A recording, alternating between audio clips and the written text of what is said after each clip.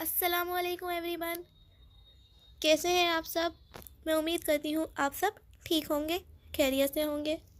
جنت کے پتے ناول کی یہ 6 ایپیسوڈ ہے، چلیے شروع کرتے ہیں۔ بہت تھکی ہوئی پاسپورٹ آفس سے نکلی تھی۔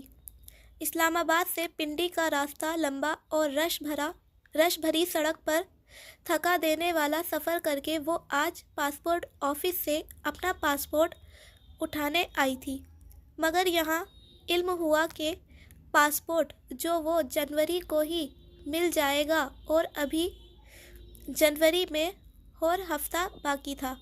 اسلام آباد میں کوئی تکنیکی مسئلہ تھا، اس لیے اسے پنڈی میں ہی اپلائی کرنا پڑا تھا۔ واپسی پر بھی اتنا ہی رش تھا۔ کچھ شاپنگ کے بعد جب وہ مری روڈ پر آئی تو مغرب چھا رہی تھی۔ سڑک گاڑیوں سے بھری پڑی تھی اور گاڑیوں کا یہ سیلاب بہت سست روی سے بہہ رہا تھا۔ سگنل پر اس نے گاڑی روکی اور شیشے کھول دیے۔ اس کا ذہن ابھی تک پاسپورٹ میں الجھا ہوا تھا۔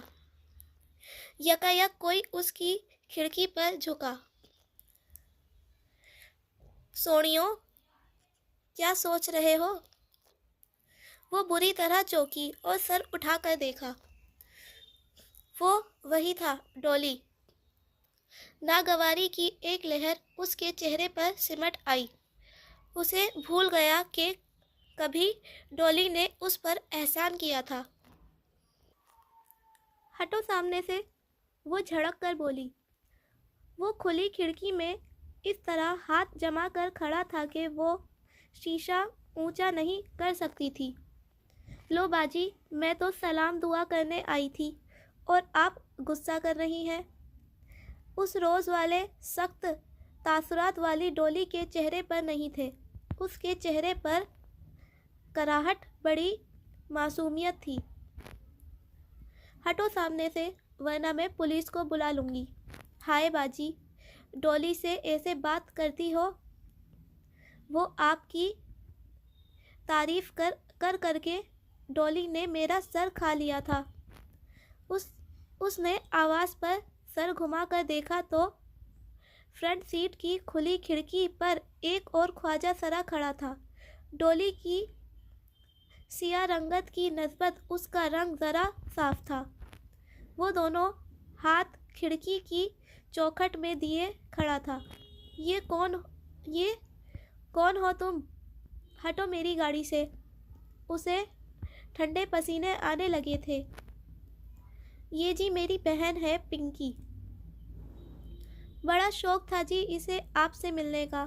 ایک بڑی ضروری بات کرنی تھی جی ہمیں آپ سے۔ Get last. اس نے ہاتھ بڑھا کر شیشہ اونچا کرنا چاہا، مگر پنکی نے اپنا ہاتھ اندر کر دیا۔ ایک دم سے اس کی کلائی سامنے آئی تھی۔ اس کی کلائی پر ایک گلابی سرخ سا کانٹا بنا تھا، جیسے جلا ہوا یا شاید برت مارک۔ ہٹو، آئی سے گیٹ لاسٹ۔ وہ عام تیش میں شیشہ اوپر کرنے لگی، مگر پنکی نے اس پر اپنا ہاتھ رکھ دیا تھا۔ شیشہ اوپر نہیں ہو پا رہا تھا۔ باجی ایسے نہ کرو پنکی نال، اس کا ہاتھ زخمی ہو جائے گا، ڈولی نے پیچھے سے کہتے ہوئے ہاتھ بڑھا کر اس کے کندھے پر رکھا تو وہ تیور کر گھومی۔ اس نے ڈولی کو دھکا دیا اور وہ لڑکھڑا کر چند قدم پیچھے ہٹا تو اس نے جلدی سے شیشہ اوپر چڑھا دیا۔ اب تم بھی ہٹو ادھر سے، ورنہ میں لوگوں کو اکٹھا کر لوں گی۔ وہ ہاتھ بڑھا کر پنکی کی طرف والا شیشہ بند کرنے لگی، لیکن وہ اڑ ہی گیا تھا۔ باجی جی، میں تو تہانوں ڈولی کے دل کی بات بتانے آئی تھی، اور تسا اس طرح کر رہے ہو؟ یہ جو ڈولی ہے نا، یہ بڑا پسند کرتی ہے آپ کو، مگر اقرار نہیں کرتی ہے۔ پنکی مصنوعی انداز میں بن بن کر بلا رہا تھا۔ پیچھے ڈولی شیشہ بجانے لگا تھا۔ وہ پوری قوت سے شیشہ اوپر چڑھانے لگی۔ پنکی نے لمحہ بھر کو گردن موڑ کر ڈولی کو دیکھا تو اس کی گرفت ذرا ڈھیلی ہوئی۔ حیا نے فوراً شیشہ اوپر چڑھایا۔ پنکی نے چونک کر دیکھا، پھر انگلیاں کھینچنی چاہی مگر وہ مسلسل شیشہ اوپر کر رہی تھی۔ پنکی کی انگلیاں پھنس کر رہ گئیں۔ او چھوڑو باجی جی! دفعتاً پنکی کے دائیں ہاتھ کی انگلی سے خون کی بوندیں ٹپک کر شیشے پر گری تو اسے ہوش آیا۔ ایک جھٹکے سے اس نے لیول نیچے کیا۔ شیشہ 1 انچ نیچے کرا۔ پنکی نے غصے سے اسے گھورتے ہوئے باہر کھینچے۔ گاڑی آگے بھگانے سے قبل اس نے بہت غور سے پنکی کے ہاتھوں کو دیکھا تھا۔ دائیں ہاتھ، جس کی کلائی پر کانٹے کا جلا ہوا نشان تھا، کی شہادت کی انگلی سے خون نکلا تھا اور باقی دونوں ہاتھوں کی انگلیوں کے اوپر پوروں کی قدرتی لکیروں پر موٹی سی بھوری لکیریں بنی ہوئی تھیں۔ یقیناً اس کے ہاتھ زخمی ہوئے تھے مگر اسے پرواہ نہیں تھی۔ وہ زن سے گاڑی آگے لے گئی۔ پھر اس نے بیک ویئر مرر میں دیکھا، وہ دونوں خواجہ سرا بار بار مڑ کر اسے غصے سے دیکھتے ہوئے سڑک پار کر رہے تھے۔ ڈولی نے پنکی کا زخمی ہاتھ پکڑ رکھا تھا اور غصے سے پلٹ کر حیا کی دور جاتی گاڑی کو دیکھتے ہوئے کچھ کہہ رہا تھا۔ اس نے سر جھٹک کر ایکسیلریٹر پر زور بڑھا دیا۔ کم سے کم اتنی امید اسے تھی کہ اب وہ ڈولی اس کا پیچھا کرنے کی ہمت نہیں کرے گا۔ بہت جلد وہ غلط ثابت ہونے والی تھی۔ حیا جیسے ہی وہ گھر میں داخل ہوئی، لانچ میں بیٹھے سلیمان صاحب تیزی سے اس کی طرف آئے۔ اس کے چہرے پر غیظ و غضب چھایا تھا۔ وہ ڈر کر پیچھے ہٹی۔ تب ہی فون کی گھنٹی بجی۔ یہ ویڈیو تمہاری ہے؟ تم مجرا کرتی ہو؟ روہیل جو صوفے پر بیٹھا تھا ایک دم اٹھا اور بہت سی سیڈیز اس کی طرف اچھالی۔ وہاں سب موجود تھے، تایا فرقان، داور بھائی، روہیل اور ایک طرف ارحم زمین پر بیٹھی رو رہی تھی۔ دور کہیں فون کی گھنٹی بج رہی تھی۔ نہیں، وہ ان کو کہنا چاہتی تھی۔ اس کا منہ تو ہلتا تھا پر آواز نہیں نکل رہی تھی۔ وہ سب اس کا خون لینے پہ تلے تھے۔ سلیمان صاحب آگے بڑھے اور اس کے منہ پر تھپڑ دے مارا۔ بے حیا! اسے تھپڑوں سے مارتے ہوئے سلیمان صاحب کہہ رہے تھے۔ اس کے لب ہل رہے تھے مگر اس سے آواز اس ڈولی کی نکل رہی تھی۔ وہ سلیمان صاحب نہیں، ڈولی بول رہی تھی۔ ڈولی، پنکی، بے حیا، پنکی، انگلیاں، فون کی گھنٹی۔ وہ ایک جھٹکے سے اٹھ بیٹھی۔ کمرے میں اندھیرا تھا۔ اس نے ہاتھ بڑھا کر ٹیبل لیمپ آن کیا۔ زرد سی روشنی ہر سو پھیل گئی۔ اس نے بے اختیار دونوں ہاتھوں سے اپنا چہرہ چھوا۔ سب ٹھیک تھا، کسی کو کچھ علم نہیں ہوا تھا۔ یہ سب ایک خواب تھا۔ او خدایا! اس کا سانس تیز چل رہا تھا، دل ویسے ہی دھڑک رہا تھا، پورا جسم پسینے میں بھیگا تھا۔ فون کی مخصوص ٹون اسی طرح بج رہی تھی۔ ہاں، بس وہ گھنٹی خواب نہیں تھی۔ اس نے سائڈ ٹیبل سے موبائل اٹھایا اور چمکتی اسکرین کو دیکھا۔ Private number calling. اور پھر اس نے فون کان سے لگا لیا۔ میجر احمد، میں آپ کے آفس آ کر رپورٹ درج کروانے کے لیے تیار ہوں۔ کل صبح 9 بجے میرے گھر کی بیک سائڈ پر موجود گراؤنڈ کے انٹرنس پر گاڑی بھجوا دیں۔ شارپ۔ اوکے، اسے فاتحانہ لہجہ سنائی دیا تھا۔ اس نے آہستہ سے فون بند کر دیا۔ کبھی بھی وہ کسی لڑکے سے تنہا نہیں ملی تھی، مگر نہ ملنے کی صورت میں وہ ویڈیو کبھی نہ کبھی لیک۔ اس خوفناک خواب نے اسے یہ سب کرنے پر مجبور کیا تھا۔ اسے لگا اب اس کے پاس اور کوئی چارہ نہیں رہا۔ میجر احمد سے تو وہ نپٹ لے گی۔ پلے گراؤنڈ کے گیٹ کے ساتھ توت کا تناور درخت تھا۔ وہ اس سے ٹیک لگائے منتظر کھڑی تھی۔ سرخ اے لائن قمیض، چوڑی دار پاجامہ، اوپر اسٹائلش سا سرخ سویٹر جس کی لمبی آستینیں ہتھیلیوں کو ڈھانپ کر انگلیوں تک آتی تھیں، اور کندھوں پر براؤن چھوٹی سی اسٹول نما شال۔ لمبے بال پیچھے کمر پر گر رہے تھے۔ سردی اور ٹھنڈ میں وہ مضطرب سی کھڑی تھی۔ ارحم یا زارا، اس نے کسی کو نہیں بتایا تھا۔ یہ خطرہ اس کو اکیلے مول لینا تھا۔ دفعتاً اس نے بے چینی سے گھڑی دیکھی۔ 9 بجنے میں 1 منٹ تھا۔ اسی پل ایک کار زن سے اس کے سامنے آ کے رکی۔ سیاہ پرانی مرسڈیز، اور کسی بت کی طرح سامنے دیکھتا ڈرائیور۔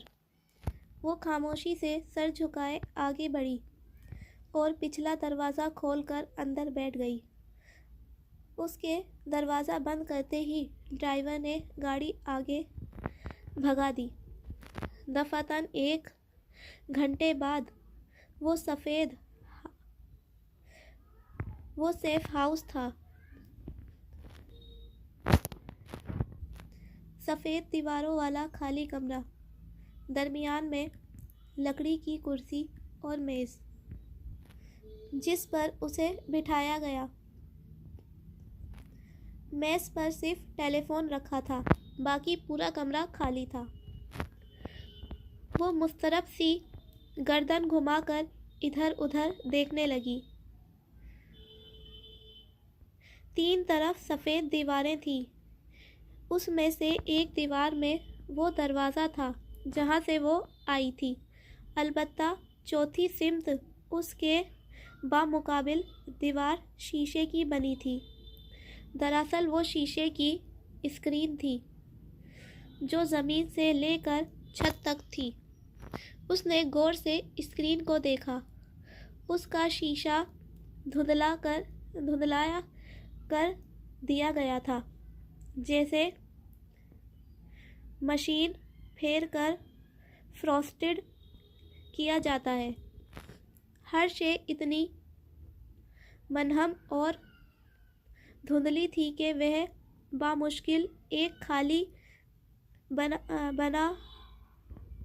خاکہ بنا رہی تھی۔ یقیناً وہ شیشہ ایک کمرے کو 2 حصوں میں تقسیم کرنے کے لیے درمیان میں لگایا تھا، اور اس کے پار کمرے کا باقی حصہ تھا۔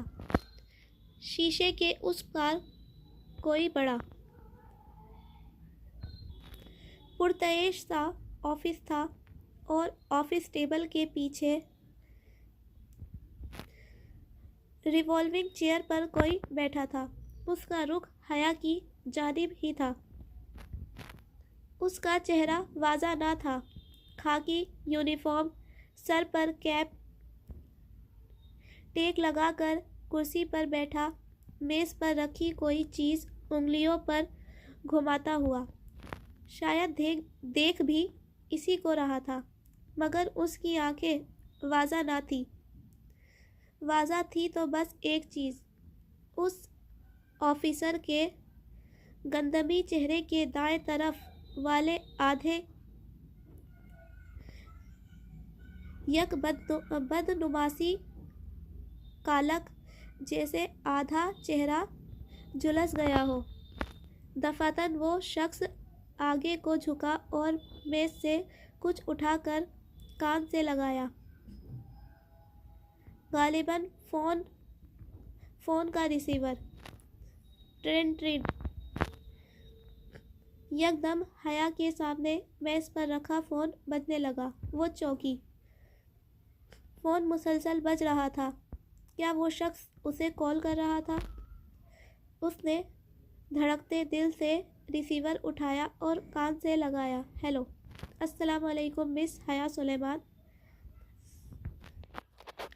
This is major Ahmad. वही भारी नर्म गरम सा खूबसूरत लहजा। वालेकुम अस्सलाम। वो फ़ोन हाथ में पकड़कर कान पर रखे यकटक सामने स्क्रीन को देख रही थी, जिसके पर आधे झुलसे चेहरे वाला ऑफिसर फ़ोन थामे बैठा था। क्या वही मेजर अहमद था? मैं उम्मीद करता हूँ कि हमने आपको ज़्यादा तकलीफ़ नहीं दी। जी, उसको घुटन महसूस होने लगी थी। मेरे सामने लैपटॉप पर सिस्टम खुला हुआ है। मुझे एक क्लिक करना है और आपकी वीडियो सफ़ा हस्ती से ऐसे मिट जाएगी जैसे कभी बनाई ही नहीं गई थी। दीवार के उस पार धुंधले मंजर में बैठे ऑफिसर के सामने भी लैपटॉप खुला पड़ा था। तो वो मेजर अहमद था। वो सामने क्यों नहीं आता था?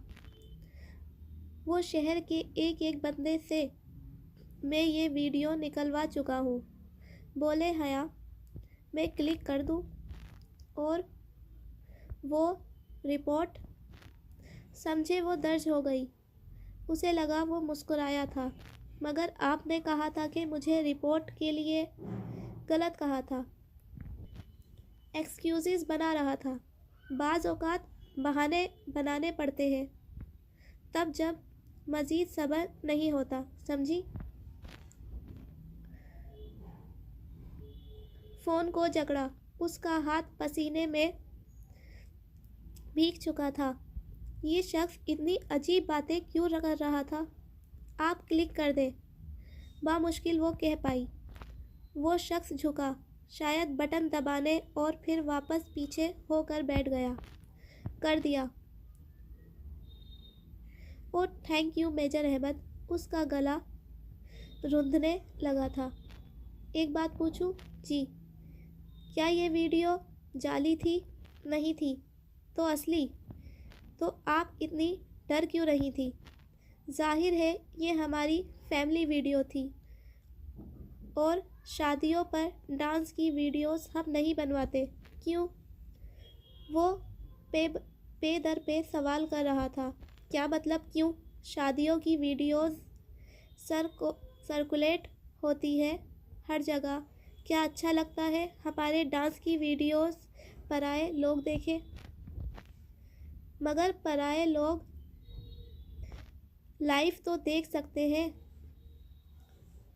गालिबन इस वीडियो में मुझे वेटर्स, मूवी मेकर्स और डीजे नज़र आ रहे थे। वो भी तो पराए मर्द ही है ना? मैं समझ नहीं पाया कि अगर आप इस तरह रक्स करने को सही समझती हैं तो वीडियोस के बाहर निकलने पर परेशान क्यों थी? मैं आपके सामने जवाबदेह नहीं हूँ, वो दुरुस्ती से बोली। ठीक कहा आपने। खैर, एक और बात पूछूं? पूछे। अब के उसकी आवाज़ में अजनबियत दर आई थी। कभी कोई आपके लिए जन्नत के पत्ते तोड़ कर लाया है? हम दुनिया वालों ने जन्नतें कहाँ देखी है मेजर अहमद? उसके चेहरे पर तलखी रख्त थी। تبھی تو ہم دنیا والے جانتے ہی نہیں کہ جنت کے پتے کسے کسے دکھتے ہیں۔ کبھی کوئی آپ کو لا دے تو انہیں تھام لیجئے گا، وہ آپ کو رسوا نہیں کرنے دیں گے۔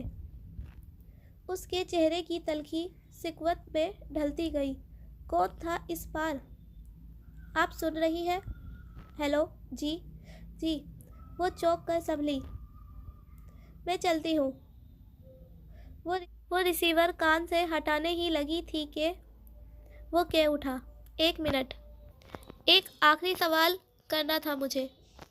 وہ اٹھتے اٹھتے واپس بیٹھ گئی۔ جی پوچھیں، آپ مجھ سے شادی کریں گی؟ اسے زور کا دھچکا لگا۔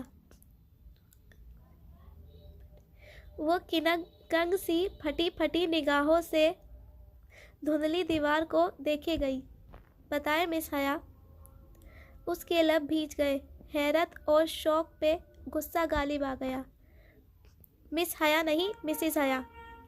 ایک ایک لفظ چبا چبا کر بولتی وہ پرس تھام کر اٹھی۔ فون کا ریسیور ابھی تک پکڑ رکھا تھا۔ کیا مطلب؟ وہ واضح چونکا تھا۔ افسوس کہ میرے بارے میں اتنی معلومات رکھنے کے باوجود آپ میرے بچپن کے ہونے والے نکاح سے بے خبر ہیں۔ وہ نکاح جو میرے کزن جہان سکندر سے میرے بچپن میں ہی پڑھا دیا گیا تھا۔ میں شادی شدہ ہوں اور میرا شوہر ترکی میں رہتا ہے۔ او، آپ کی وہ رشتہ دار فیملی جو کبھی پاکستان آئی ہی نہیں۔ جانتا ہوں، آپ کی پھپھو کا خاندان جو ذلت اور شرمندگی کے مارے اب شاید کبھی ادھر کا رخ نہیں کرے گا۔ آخر کارنامہ بھی تو بہت شرمناک انجام دیا تھا نا۔ ان کا انتظار کر رہی ہیں آپ؟ ارے بچپن کا نکاح تو کورٹ کی ایک ہی پیشی میں ختم ہو جاتا ہے۔ Shut up, just shut up major Ahmed, وہ چلائی۔ آپ کی ہمت بھی کیسے ہوئی کہ یہ بات کرنے کی؟ ارے بھاڑ میں جائے آپ اور آپ کی ویڈیو۔ آپ بھلے ہی اسے ٹی وی پر چلوا دیں، مجھے پرواہ نہیں۔ میرا ایک کام کرنے کی اتنی بڑی قیمت وصول کرنا چاہتے ہیں آپ؟ رہا جہان سکندر تو وہ میرا شوہر ہے اور مجھے بہت محبت ہے اس سے۔ اس کے علاوہ میری زندگی میں کوئی نہیں آ سکتا، سمجھے آپ؟ ریسیور واپس پٹکتے سے قبل اس نے سوگواریت بھرا قہقہہ سنا تھا۔